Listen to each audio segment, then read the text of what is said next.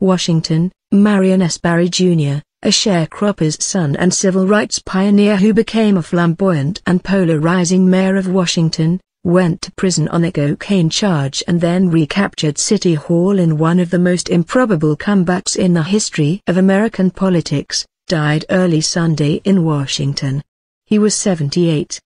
Mr. Barry died at United Medical Center in Southeast Washington just hours after he was released from Howard University Hospital on Saturday. He had admitted himself on Thursday, saying he did not feel well, although no specific medical problems were mentioned. The District of Columbia's Medical Examiner's Office ruled that he died of heart disease. Mr. Barry had various health problems in recent years, including undergoing a kidney transplant in 2009. His death comes just months after the publication of his autobiography, Mayor for Life, The Incredible Story of Marion Barry Jr. P's to be to collect information. Elected mayor 4 times, in 1978, 1982, 1986 and 1994, Mr. Barry left the mayor's office for good early in 1999 and then worked as an investment banker. But politics was never far from his mind. In 2004 he was elected to the District of Columbia Council from a hard-pressed section in Southeast Washington, a district he represented until his death. Mr. Barry was a charismatic yet confounding politician. Admirers saw him as a Robin Hood who gave hope to poor black residents.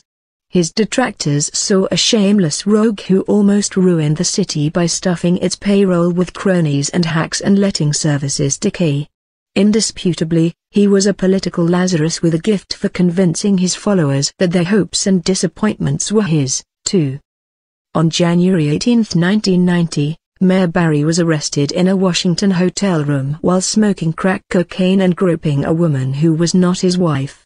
The arrest, videotaped in an undercover operation, caused a sensation, but it was hardly a surprise. The public had known of his womanizing for years, and there had been rumors of drug use.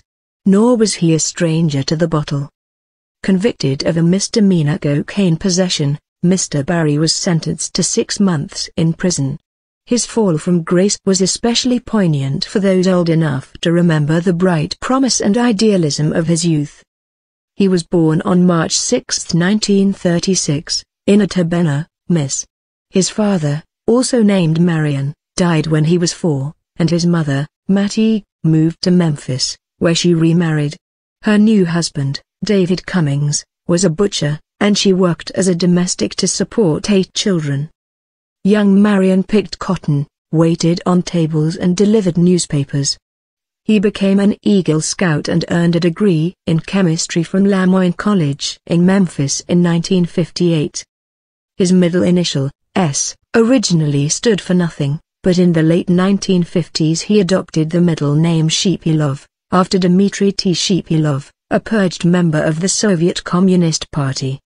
As a sophomore, Mr. Barry joined the Lemoyne chapter of the National Association for the Advancement of Colored People and became chapter president his senior year. While studying for his master's degree at Fisk University in Nashville, he organized a campus NAACP chapter.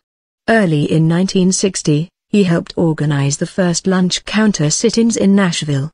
That April, he and other student leaders met with the Reverend Dr. Martin Luther King Jr. to establish the Student Nonviolent Coordinating Committee. Mr. Barry became its first national chairman. After a year as a teaching assistant at the University of Kansas, he began studying for a doctorate in chemistry at the University of Tennessee. He abandoned his studies a few credits short and began working full-time for SNCC.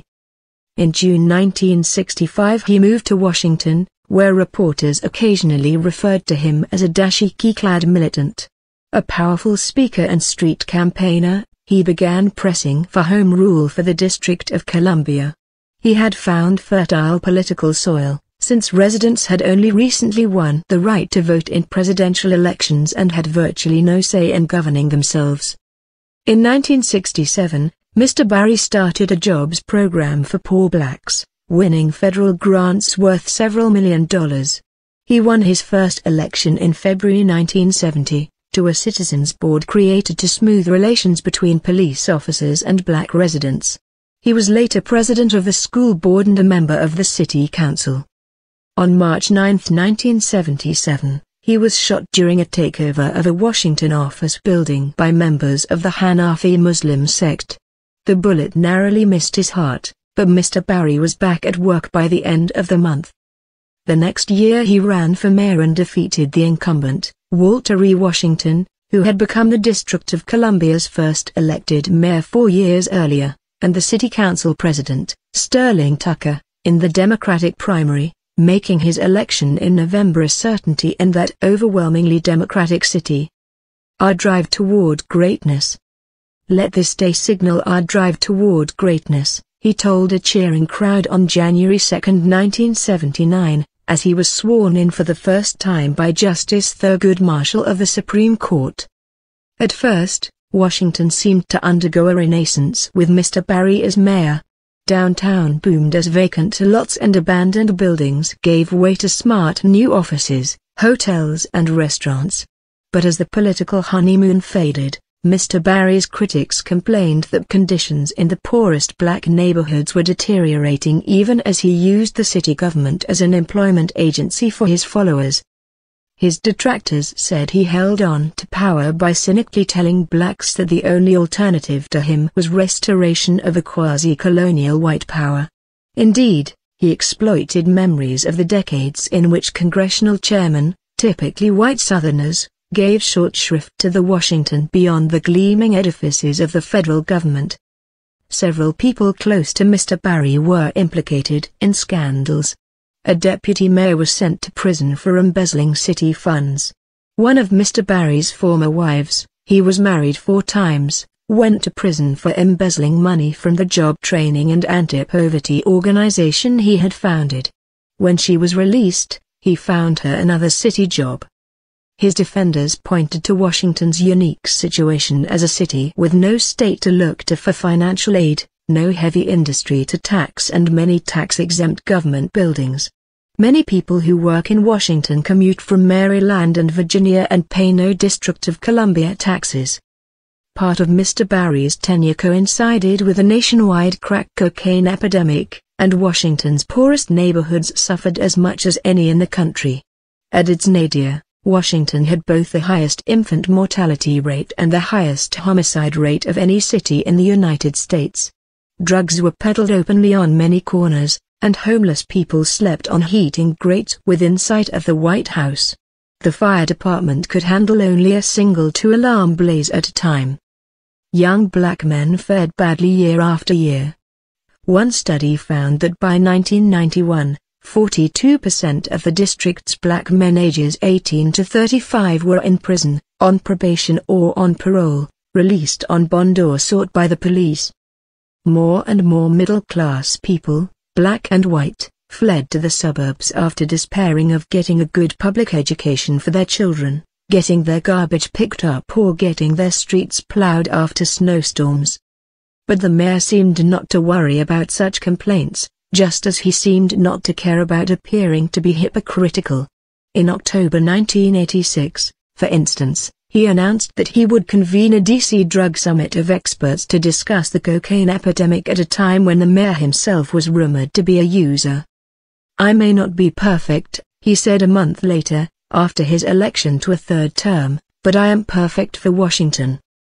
In January 1987, Mr. Barry went to Los Angeles for the Super Bowl game between the New York Giants and the Denver Broncos at the Rose Bowl.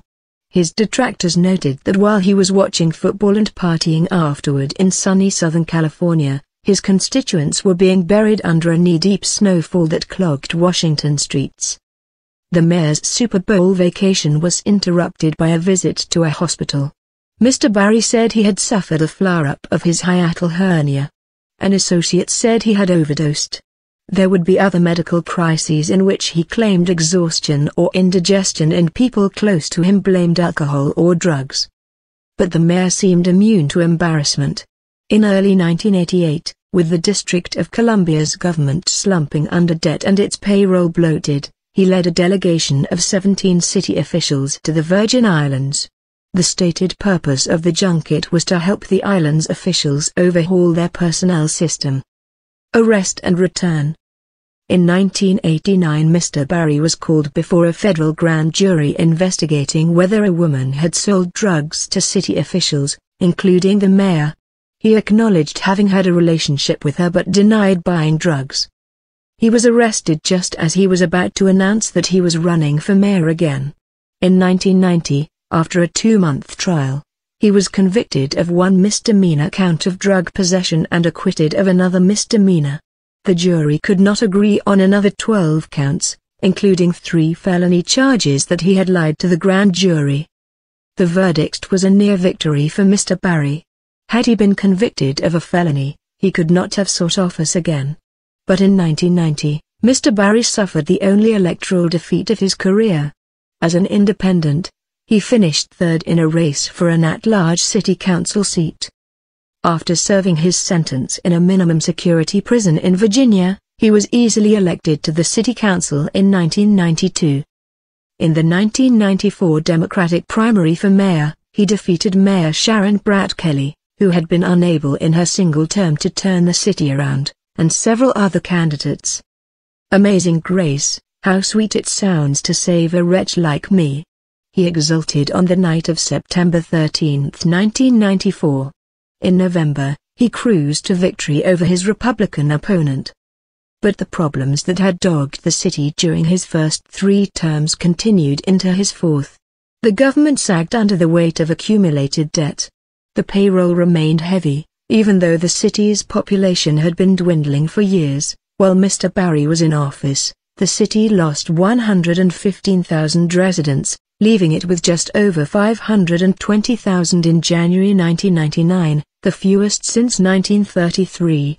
By 2013, the district's population had increased to about 646,000, according to the Census Bureau.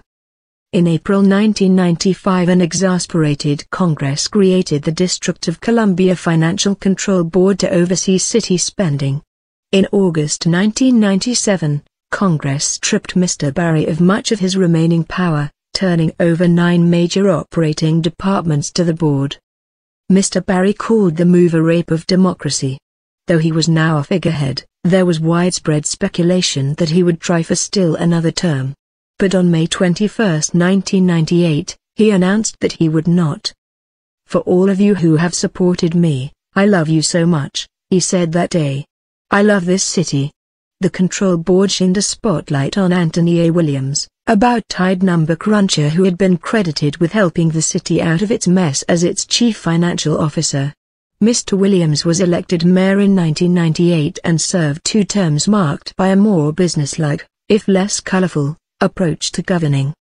Although the trial on cocaine charges was Mr. Barry's most serious encounter with the law, it was but one of many run-ins with the authorities.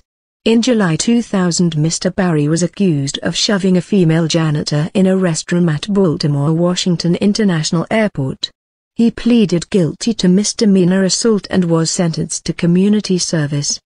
In March 2002, he announced that he would run for city council, but he withdrew after the United States Park Police found traces of crack cocaine and marijuana in his car, which was illegally parked. Later that month, no charges were filed, and Mr. Barry said he had been framed. Despite his clashes with the law, he won a city council seat in 2004. The next year he pleaded guilty to 2 misdemeanor charges for failing to file income tax returns for the year 2000. He was placed on probation for 3 years. Yet he continued to defy the IRS, neglecting for the next several years to file returns.